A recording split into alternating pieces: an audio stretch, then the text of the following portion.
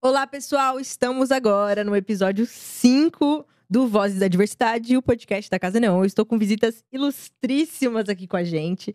E eu vou começar pedindo para essas pessoas se apresentarem. Vou mudar um pouco a dinâmica aqui do programa, para vocês conhecerem, pela voz dessas pessoas, quem elas são. Então eu quero puxar já a nossa querida Márcia, que é maravilhosa, um ícone da Casa Neon, tá sempre com a gente. Quero pedir para você se apresentar um pouquinho para a galera te conhecer.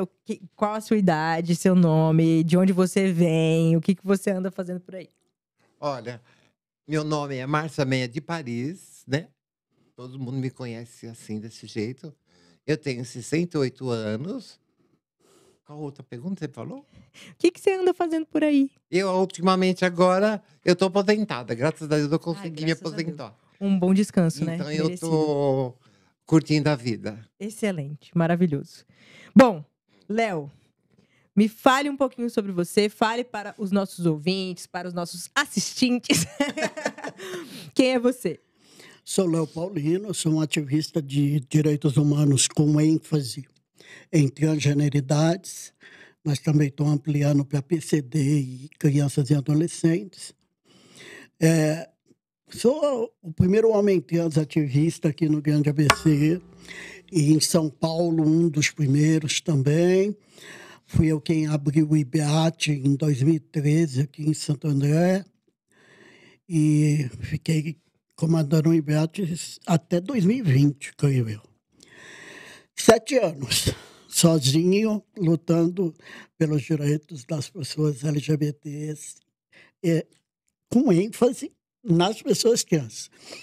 E aí eu tive muita participação em outras atividades, como ajudar as meninas na Avenida Industrial.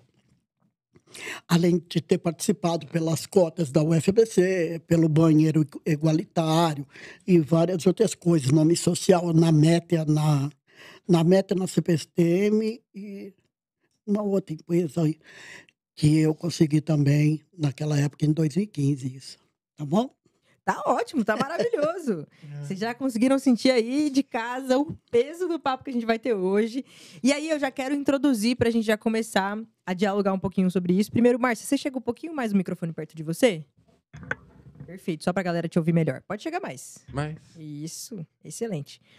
Então, eu quero trazer as pessoas para esse assunto que é tão importante, que é a falta de representatividade que nós temos de pessoas LGBT mais velhas. Muito porque essas pessoas se desenvolveram numa época de muito mais repressão do que hoje. E hoje em dia não é que elas não tenham envelhecido. É que elas muitas vezes sentem a necessidade de continuar escondendo quem são, sua sexualidade. Então, estar aqui com vocês é uma honra, é um privilégio. Obrigada. E poder mostrar também para as pessoas que tem como a gente envelhecer sendo ativo, né? Tem como a gente envelhecer continuando fazendo a diferença. Tem como a gente viver a vida também, aproveitar a vida na melhor idade. Então eu quero convidar vocês a abrir aí, vocês aí de casa, abram seu coração para esse papo que vai ser muito, muito, muito bacana. E aí eu quero começar pedindo para Márcia, porque assim, pessoas mais velhas têm muito mais história para contar, né? Então eu quero que você conte a sua história pra gente, para as pessoas poderem te conhecer e conhecer um pouquinho da sua trajetória. Ai, a minha história, você quer desde o começo? Desde o começo. Bom, a partir do momento que meus pais me descobriram que eu tinha 7 anos de idade, meus pais viram que eu tinha um jeito diferente. Me levaram ao médico. Aí o médico falou pro meu pai e pra minha mãe que era pra eles estar ciente que eu ia ser homossexual, né? Meu pai não aceitou, né? Porque naquela época os pais queriam a gente que é homem, né? Que a gente tirasse homem, né? Agora não, sou travesti. Queria que eu fosse homem, então ele não aceitava. Aí, nessa trajetória toda, foi muita cobrança dele, muita cobrança também em escola, muita cobrança das pessoas que faziam muito bullying. Eu não terminei meus estudos na época por causa de muito bullying, porque eu não aguentava. Claro. Entendeu? Mas, no fim, eu fui atribulando, fui batalhando e fui fazendo o que eu queria. Só que escondido. Sim. entendeu? Aí eu ia, como não sei se vocês lembram, no antigo Aviação Santa Rosa, que tinha ali embaixo do viaduto, ali em Santo André, tinha um banheiro. Eu me montava ali. E dali, eu saía e ia para a Avenida Dom Pedro, que era onde a gente trabalhava antes, né? E na Dom Pedro a gente trabalhava e tal, só que tinha o problema da polícia e tinha problema também das gangues, né? Dos skinheads e dos carecas. Que naquela época a gente ia, além da gente ir presa pelos policiais, a gente apanhava, mas não no rosto nem nada, eles davam cacetada na gente nas pernas, né? E então, uma lá na frente via a polícia e falava: Mona, olha os Talibã. Era o código. Era o código. Pra todo mundo se esconder. Mulher, olha a polícia. Então a gente saía correndo. Teve uma fase, um certo dia, que aconteceu o seguinte. A menina avisou que estava vindo as polícias, né? E eu pulei uma casa para não ir presa. Nessa que eu pulei o muro, tinha 3 Rottweiler. Nossa. Veio para cima de mim. Aí eu fui despular, os Rottweiler me mordendo. Nossa. As polícias me pegaram. Aí, está vendo o que acontece? Você tá roubando, não sei o quê, não sei o quê. Eu falei, não, tava me escondendo de você. Aí eles falaram, então tá, vamos pra delegacia agora. Eu sei que foi umas 8 no chiqueirinho, né? Naquela época. E a gente ia presa e assinava como vadiagem. Na época a gente fazia rua, entendeu?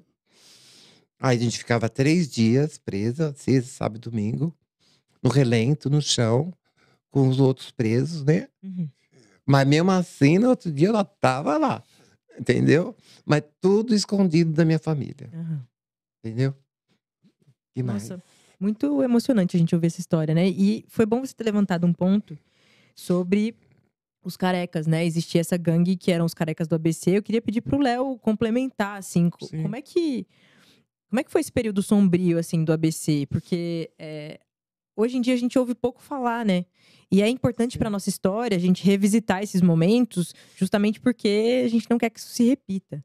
Então, eu queria pedir o complemento do Léo, assim, como é que foi viver nesse período e ver todas essas notícias de pessoas que apanhavam mesmo brutalmente nas ruas, simplesmente por serem pessoas LGBT? Os carecas, eles eram uma gangue nazifascista. Eles eram nazifascistas e totalmente discriminatórios. Então, teve uma época que eu era punk. E eles são redskin, não é skinheads, tá? Eu era punk 14 anos, 13, 14 anos, por aí. Não, 15 anos, sei lá. Foi na adolescência. Então, Faz tempo. Faz tempo. Aí a gente não podia estar sozinho, porque antigamente, tem que lembrar uma coisa, que você só usava determinado visual se você fosse daquela gangue, se você só tinha moicano se você fosse punk. Entendi. Você só tinha cabeça raspada se você fosse skinhead. Entendi. Entendeu? Você só tinha aquelas jaquetas jeans com patch atrás e calça jeans se você fosse heavy metal. E cabelo comprido. Então, as estéticas eram reservadas para esses grupos, né? Entendeu? Entendi. E tinha o pessoal do funk, que não é esse funk, é o funk do antigo. Que era aqueles cabelos Black Power. Legal. Então, você já sabia qual era a ideologia de cada pessoa. Entendi. Entendeu? Hoje nem tem como ver, né? Não. Hoje não dá. Não. Hoje todo mundo usa tudo, né? Sim. Ainda bem, né? Porque cada um na sua liberdade. Mas então, eu era punk, eu tinha metade estava raspado, metade tinha um moicano, e a gente tinha muita treta com os skinheads, a gente punk. Mas o pior era quando eu não estava, por exemplo, de punk, etc e tal. Porque o meu visual já afrontava as estéticas de gênero da sociedade. Claro. entende? Então, pernas para que te quero. Entendeu?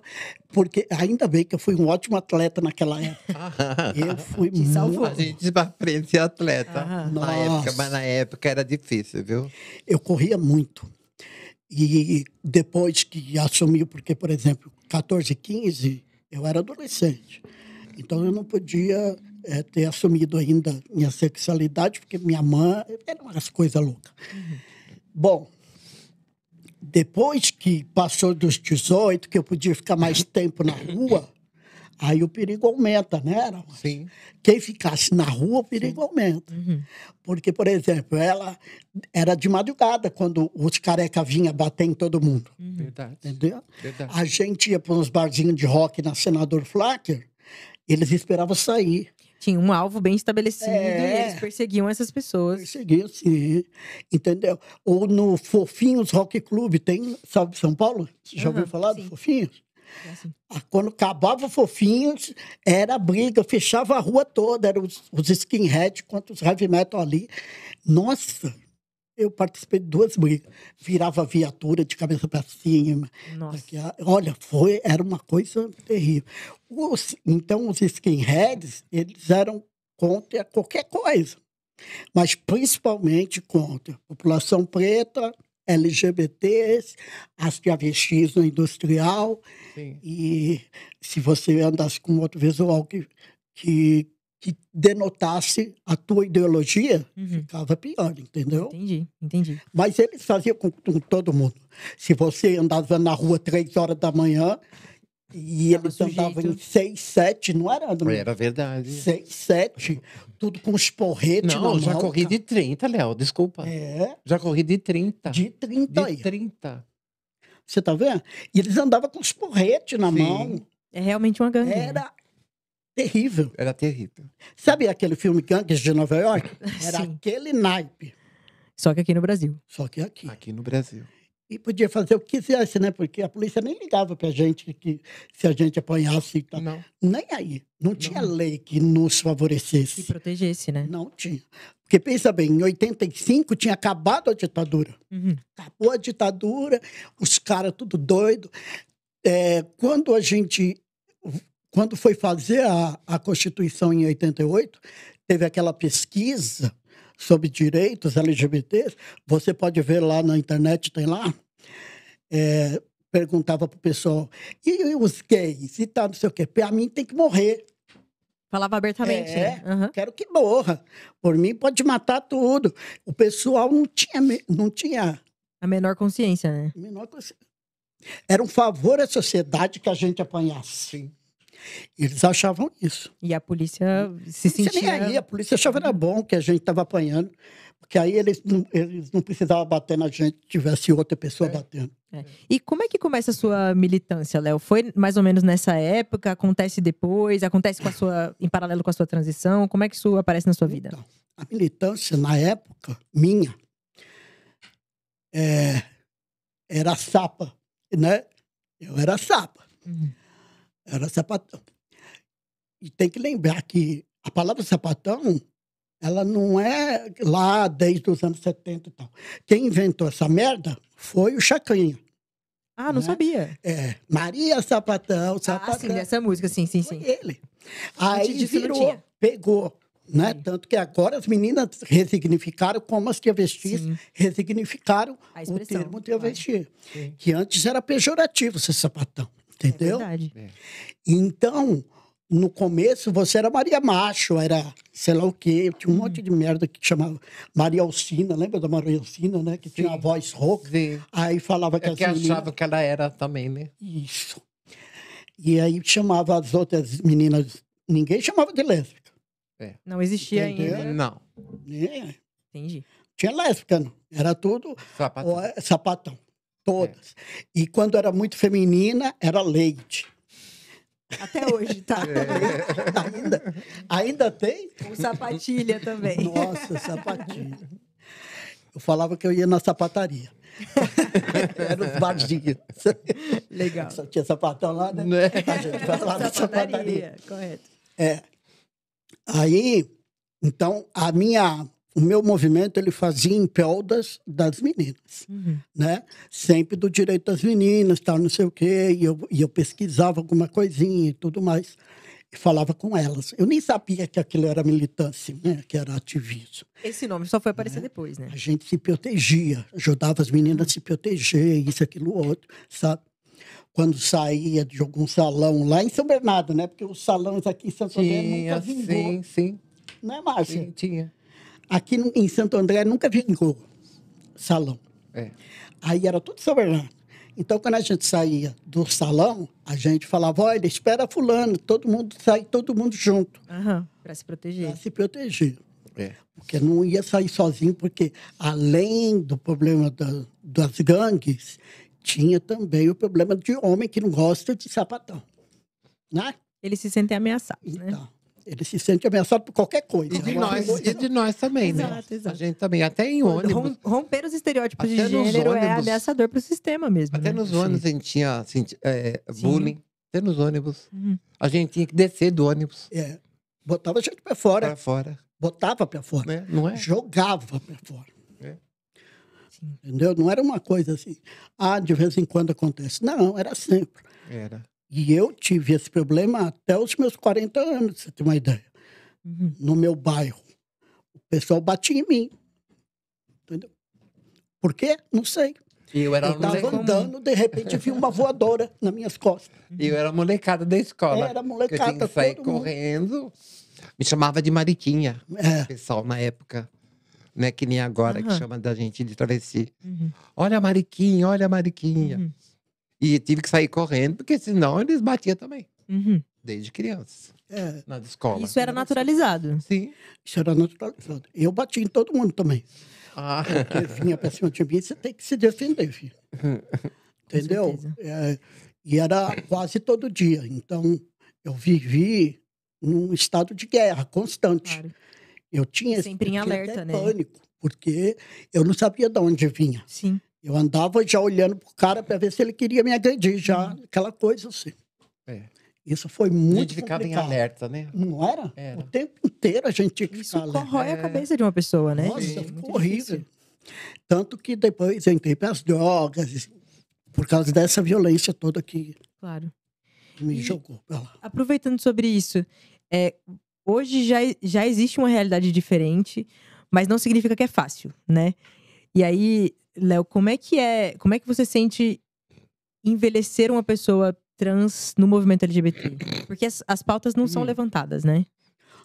Ser trans e ter envelhecido, parece que ninguém enxerga a gente, né? Verdade. Ninguém enxerga Não a gente. enxergam. Né? Não. Enxerga a população jovem, é trabalho para o jovem, é movimento para o jovem.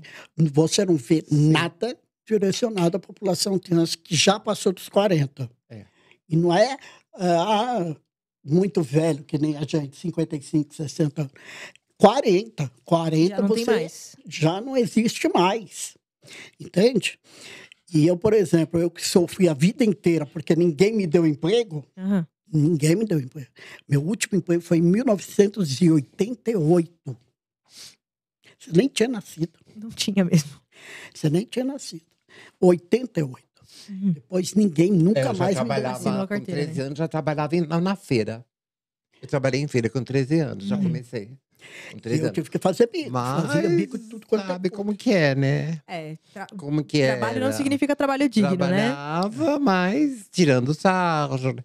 Levava laranjada, levava bananada. Não tem dignidade, né, pra população trans. A gente não tinha sossego na época. Não tinha sossego, não. Não tinha sossego. E pra você, como é que é, Márcia? A gente sabe que existe uma pressão social diferente pras mulheres. Sim. Principalmente porque é como se envelhecer fosse crime, né? Tipo, você não pode ter ruga, você não pode... Como é que você sente esse impacto da pressão social sobre envelhecer sendo uma travesti? Você sente ou você não sente? Esse impacto, tem hora que eu sinto sim, sabe? Porque você vai numa balada, aí tem os caras que vêm, né? Te paquerar, tal, não sei o quê. Eles vão aonde? Vão nas novinhas. A gente que é mais com idade, eles ficam assim, meio assim, não chega perto da gente. Como se vocês não tivessem sexualidade. Sim. Mas aí, você sabe, né? Mesmo eu tenho essa idade aqui, eu vou pra cima, já que ninguém vê. Uma mulher muito independente, ela vai atrás. Já que ninguém vê, né? Então eu vou aí. Então, aí Justamente. rola alguma coisa, né? Mas as novinhas hoje em dia, eu acho o seguinte: elas têm que ter muito cuidado. Muito cuidado. Uhum. Porque a gente já sabe, né, o que a gente já passou. Sim. Então, eu quero passar isso. Se cuidam, se cuidam, se cuidam, se cuidam. Porque a coisa aí tá feia. Tô falando em doenças. Uhum. Você entendeu? É, Se cuidam. tem que ter muita atenção, cuidado. É porque a galera jovem muitas vezes é inconsequente, né? Sim. Muitas vezes, inclusive, por não se imaginar no futuro. Sim. Eu tenho muito essa impressão de que o LGBT tem dificuldade de se enxergar no futuro, de pensar e planejar um futuro, muito porque a gente nunca teve essa possibilidade, né? Na época, não. Tudo que a gente via de futuro eram casais heterossexuais sendo velhinhos e felizes. Sim. Mas a gente nunca se via representado, né? E eu acho que por causa disso também, por causa da falta de acesso mesmo à saúde, tanto da saúde de vocês irem até o sistema de saúde público e serem respeitados pelo nome de vocês, quanto também acessarem saúde mental, que é cara, é um processo muito caro você pagar uma terapia, né? A gente acaba estando muito mais vulnerável a essas inconsequências, que muitas vezes, inclusive, são autossabotagens. E às vezes a gente não consegue perceber que esses movimentos que a gente está fazendo, que prejudicam a gente, às vezes são intencionais do nosso subconsciente, porque a gente não acredita que a gente vai passar daquele momento, daquela idade. Sim, sim. Então, eu queria aproveitar que a gente está conversando sobre isso, Márcia. Como é que é você viver no meio das meninas da Industrial e vocês baterem um papo e conversarem? Eu fico curiosa para saber como é que você se sente no meio delas, se elas te respeitam, se elas cascam o bico com você, se elas tiram onda. Elas são maravilhosas, eu não tenho o que falar. Nossa, as meninas todas elas me respeitam, todas elas conversam comigo, todas elas estão do meu lado. Fico preocupada comigo se eu preciso de alguma coisa. Elas Uma família, são né? Maravilhosas, todas elas. Elas pedem conselho? Sim, muitas pedem Importante. conselho, sim. Ai, será que eu devo? Será que eu não devo? Uso isso, uso aquilo. Ponho o peito, não ponho? Poxa, se é sua vontade, faz o que você quer, né? Mas fazer direitinho também. Faça direitinho, procure um bom cirurgião. Exatamente. E faça direitinho. Magnífico. Léo, agora a pergunta vai ser direcionada para você, tá? A gente já falou um pouquinho sobre isso, dessa falta de visibilidade que as pessoas mais velhas têm na comunidade, né, entre muitas aspas, LGBT. Você acha que é um processo só de falta de conscientização, ou você acha que não existe disposição da comunidade para lutar por pessoas mais velhas? Eu acho que não querem lutar por pessoas mais velhas. Talvez seja até um medo de se ver envelhecido e sem perspectivas futuras. Entende? Então é assim, quando a gente está ali mais velho e, por exemplo, ele me vê formado em direito, formado em administração e desempregado, e talvez isso afete a própria visão que ele tem de si mesmo. Então, que eu sempre falei dentro do coletivo transmasculino, que a pauta primária deveria ser o envelhecimento. Porque é isso que todo mundo quer. Chegar lá. Então, se a gente quer chegar lá, a gente tem que construir um caminho para que aquela pessoa que chegue lá, chegue de forma digna. Exato. E aí, ainda mais que a gente sabe que agora a gente está conseguindo passar do estigma dos 35 anos. Entende? A Márcia aqui, toda lindona, com seus 60. Né, amor? Eu aqui, mais lindo ainda. Não é uma competição. Podemos todos ser lindos aqui nessa mesa. Isso é cantada, é nossa. Gente, vai sair um romance daqui, hein? Brincando. Não, só do amor. Te amo, você sabe. Eu também te amo. Aí a gente precisa pensar, por exemplo, que nós temos contas também, né? Boletos e os cambau. A gente não sobrevive de militância. Militância não paga nada. Não paga as O contas. ativismo não chega lá em casa e coloca um prato de comida. E nem paga minhas Quem dera, contas, né? Se fosse assim, já era pra você Apesar ser que eu tô bilionário. né? Apesar que eu tô pegando cesta básica na casa nenhum. Claro. Tá? Falar nisso, eu vou lá semana que vem. Isso mesmo, isso mesmo. Ainda bem que eu tive sorte, sabe? Desculpa, Léo. E de arrumar bons empregos. Eu já fui até auxiliar de enfermagem Que também. legal. Estudei, fiz auxiliar de enfermagem. Pois é, mas é isso, né? É um privilégio que não alcança todas as pessoas. Tem, Especialmente pessoas trans, né? sim, nessa área, as pessoas... Hospital, né, que eu trabalhei, né? Uhum. Eles respeitam muito a gente. Que bom. É engraçado, você vê muito menino, enfermeiro, e eles, a maioria são gays, né? Sim, a maioria. É, A maioria. é o local que acolhe realmente o pessoal da saúde, que acolhe a população. E telemarketing. O telemarketing. Aí depois Desculpa. Aí depois do hospital que eu trabalhava em oncologia, cabeça e pescoço. Olha só. Trabalhei 3 anos. Bem específico, uma área bem específica, né? Então, pra mim, aquilo foi uma facada. O que que Todo rolou? tipo de câncer eu vi. Nossa, é muito pesado, né? E, então, eu não aguentei. Uhum. Pedi para ser mandado embora. O que eu fiz? Eu entrei lá na Avenida São João, na Ikezaki. Fiz cabeleireira e maquiadora. Uhum. Aí trabalhei. Sabe de tudo, né, Márcia? O que você não faz? Eu gostava de fazer de tudo. Uhum. Você entendeu? Aí Multi-habilidades. eu trabalhei 25 anos num salão aqui em São Bernardo. 25 anos? 25 anos. E me aposentei com o INSS pago, que Aham. na época, 25 anos, você se aposenta. Sim. Eu consegui. Que ótimo. Naquela época, agora, coitado, vai morrer. Agora, coitado Já de... no outro ano já mudou. Que Pra mim, já... agora é mais anos, né? É bem Era mais mais anos. anos. Trabalhei ali na Senador Vequeiro. Como eu costumo Salão. falar, a gente que lute agora. porque Eu a sempre aposentadoria trabalhei. não vai ter pra Graças nós. a Deus. Sempre Que bom. trabalhei. E à noite, A noite é uma Tava na criança. industrial. Maravilhoso. E como é que eram os métodos para você se proteger na noite, Márcia? Assim, porque a gente sabe que vocês acabaram de falar aqui de vários perigos que vocês passavam, Uhum. que às vezes vocês colocavam uma pessoa como olheira para avisar quando a polícia estava chegando.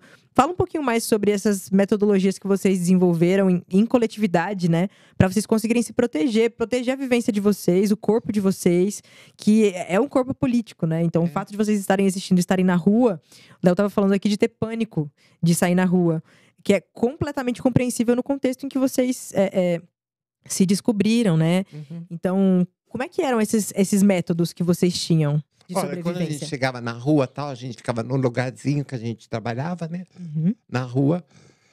Aí então tinha ou eu, ou uma outra, ou outra.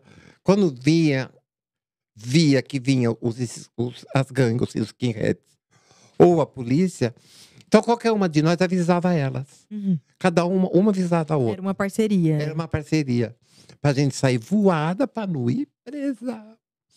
Porque também ir presa significava que você ficava pelo menos 3 dias sem trabalhar. 3 dias e ensinava vadiagem, que nem eu já te falei, né? Exatamente. Na época. A Márcia é da época que colocava gilete, não era, Márcia?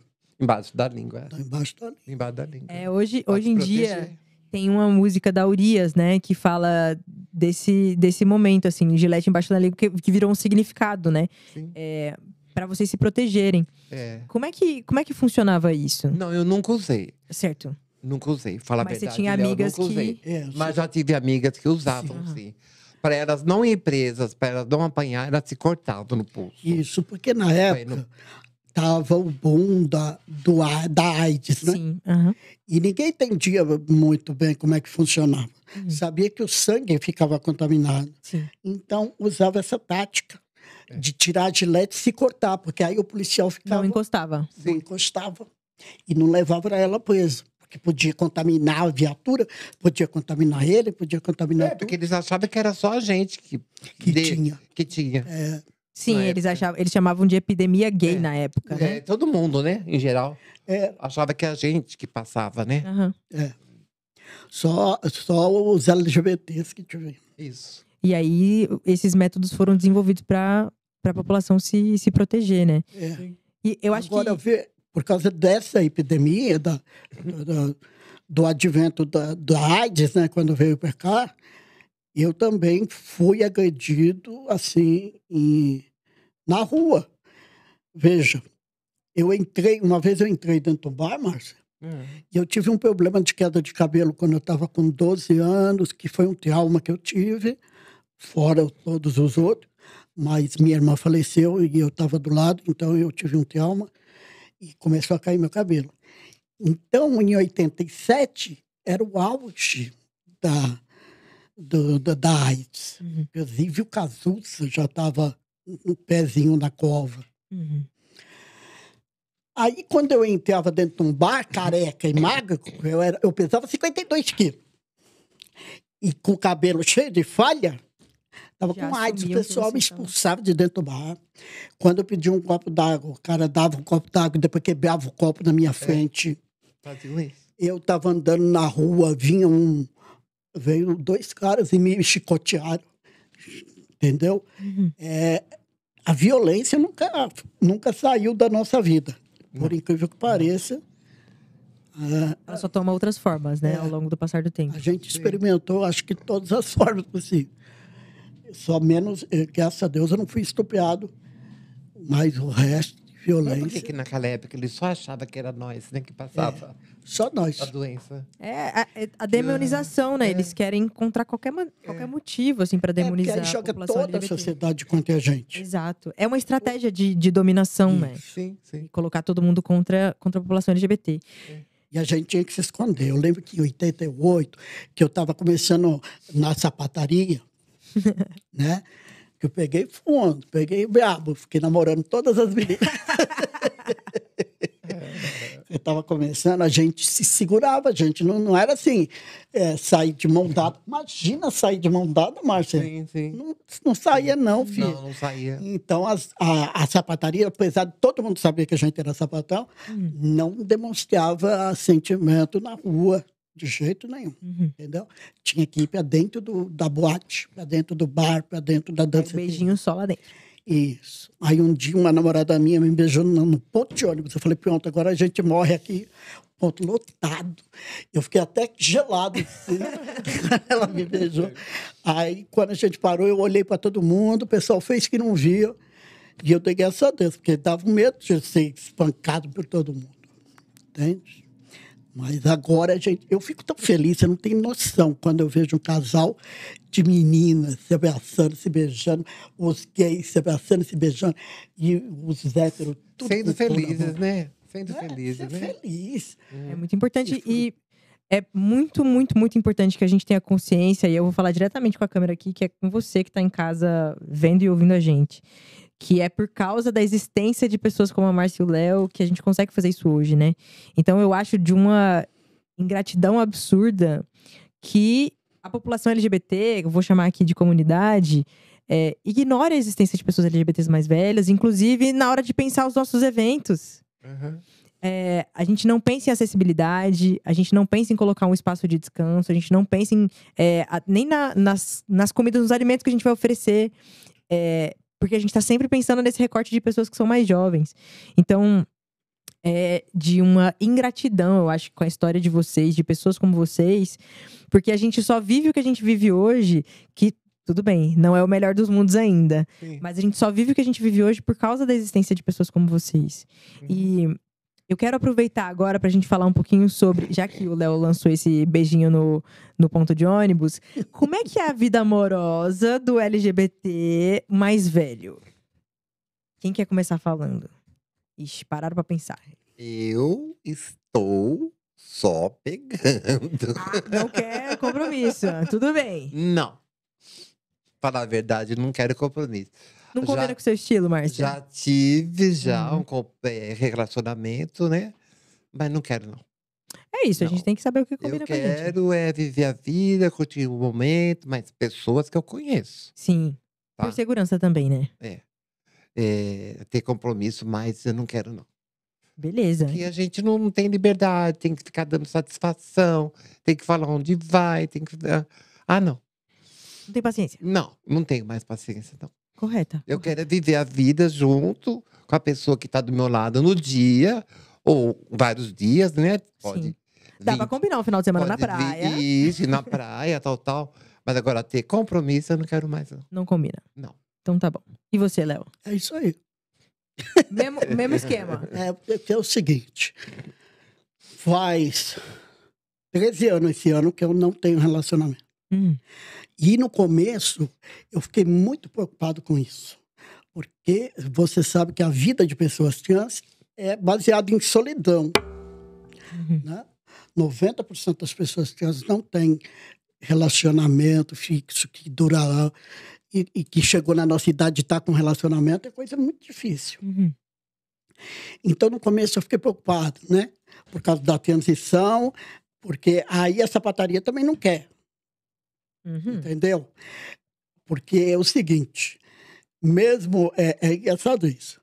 O preconceito contra a população trans vindo ainda, por exemplo, no meu caso, das lésbicas, é pelo fato dela deixar de ser lésbica quando está comigo. Entendeu? Sim. Ela não quer virar hétero. Sim. Esse é o negócio. Então, a pessoa trans que visa ter uma pessoa tem que, no mínimo, procurar uma pessoa bissexual, porque as lésbicas não querem. Mesmo que ela esteja gostando de você. Ela não quer que seja taxada de hétero. De hétero. Ninguém gosta de hétero também, né, gente? Eu sou ginissexual, então tá tudo certo. Aí eu comecei a preocupar e realmente comecei a pensar em tudo nos últimos relacionamentos que eu tive, que foram muito tóxicos, né? Muito. Aí eu falei, sabe? É importante a gente falar sobre isso também, né? Porque as pessoas têm a impressão de que só existe relacionamento tóxico entre um homem e uma mulher e onde o homem é tóxico, mas isso não é verdade. A gente tá sempre sujeito, inclusive dentro da comunidade LGBT, a gente tá sempre sujeito a passar por essas situações, porque, especialmente a gente tá em vulnerabilidade, né? Somos pessoas que sofremos com desafetos desde muito cedo. Então, você estava contando agora, Márcia, que desde a escola você sofria muito bullying por ser quem você é. Sim. Então, a gente fica fragilizado e aí quando entra nesse lugar de afeto, a gente pensa que tem um lugar seguro e aí a gente acaba se envolvendo com uma pessoa ou a pessoa acaba nos envolvendo numa teia de toxicidade e aí isso vai acabar danificando, inclusive, a maneira como a gente enxerga a vida. Então, a gente passa a pensar que não consegue mais ser feliz. A gente passa a pensar que não tem como mais ninguém me amar. Só essa pessoa vai me amar. Então, compartilhe um pouquinho mais sobre essa experiência, Léo. As minhas as últimas, eram aquela coisa possessiva. Como Léo era guloso. Né? Ai, garanhão. Era possessivo. Vou fazer o quê? Não, tá correto. É aproveitar a vida, pelo amor de Deus. Não gosto de ser garanhão. Sem moralismo aqui, hein, gente? Mas foi bom. Oi? Não foi bom. Ser garanhão? Pegar todos? Foi bom. Não, na época, não sei, porque agora quando eu começo a ver a perspectiva agora, eu vejo o quanto me fez mal, não fez bem. Entendeu? Na época, não. Você, por exemplo, quando eu estava em uso de droga. Então, se aquela menina estava comigo, eu achava que ela estava me fazendo um favor, porque eu era usuário. Entendi. Entendeu? Você não se sentia digno. Eu começava a permitir que ela me domasse, que ela me proibisse tudo que ela quisesse. Então, essa falta de amor próprio, porque eu estava em drogadição por causa da violência que eu sofria, me fez sofrer mais ainda. A vulnerabilidade te coloca nesse lugar. Exatamente. Aí eu comecei a pensar nisso, falei, sabe uma coisa? Eu não preciso ficar procurando outra pessoa se eu tenho em mim tudo que eu preciso. Ótimo. E é isso. Aí eu luto por mim, eu ajudo minha mãe, que vai fazer 88 aninhos, né? Eu faço as coisas que eu preciso. E ainda luto pela comunidade toda. Sim. O que eu não poderia fazer... O que eu não poderia fazer se eu tivesse uma namorada.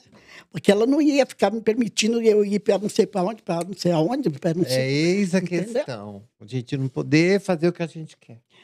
E a minha vida é lutar, fazer ativismo. Se mobilizar, né? Sim. Aí como é que eu ia fazer isso com uma namorada do lado? Eu sou suspeita para falar, porque a minha esposa tá comigo em todas as militâncias. E ótimo. Mas é isso, eu acho que o que vocês falaram é muito certo, né? A gente precisa, se for pra ter alguém do lado, se for uma coisa que você decidiu pra você, que você quer, que seja uma pessoa que seja muito alinhada com quem você é, com seus Sim. valores, porque senão não vai dar certo. Senão não rola, né? Exatamente. E aí eu quero aproveitar, infelizmente, a gente já tá chegando no final, esse papo tá muito gostoso, mas a gente tem um tempo pra Não cumprir. vai passar o comercial? A gente tá sem comercial dessa vez, mas quem sabe na segunda temporada teremos patrocinadores, né? Aham. Vamos ver se vem aí. Ah, Deus ouça. Mas eu quero pedir pra vocês conselhos. A Márcia já tinha deixado um conselho aqui para as pessoas se cuidarem, mas eu quero que vocês falem com aquela câmera ali, ó, que é aquela que tá apontando pra vocês, um conselho especialmente para as pessoas trans. Então você, Márcia, para as trans e travestis que estão te ouvindo agora nesse momento, sejam novinhas, sejam mais velhas, um conselho de vida que você olha para sua trajetória e pensa assim: nossa, seria muito bom se eu soubesse disso quando eu era mais nova. E da mesma forma o Léo para as pessoas transmasculinas. Pode começar, Márcia. Meninas, uma coisa que eu quero falar pra vocês, vou dar essa mensagem. Na minha época, não tinha ONG nenhuma que ajudava. Então aproveita todo esse momento que as ONGs dão essa oportunidade para vocês. E por favor, sejam felizes.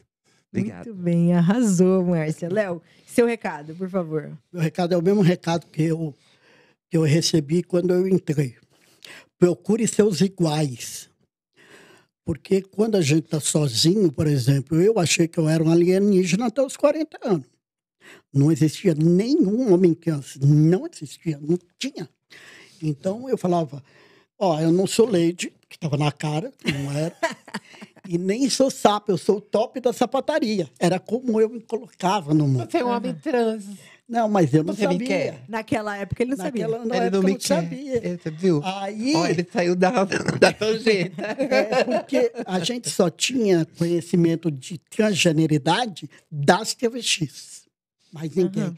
E quando apareceu a Roberta Close, que aí classificou as travestis era quem estava na avenida e as mulheres trans eram aquelas que tinham dinheiro, que estavam estabilizadas e fez cirurgia. Não era? Era.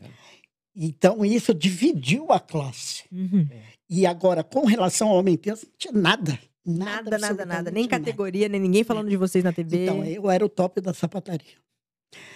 Teve um livro que eu li que falava muito sobre mim dentro do livro e eu achei que aquilo era ficção.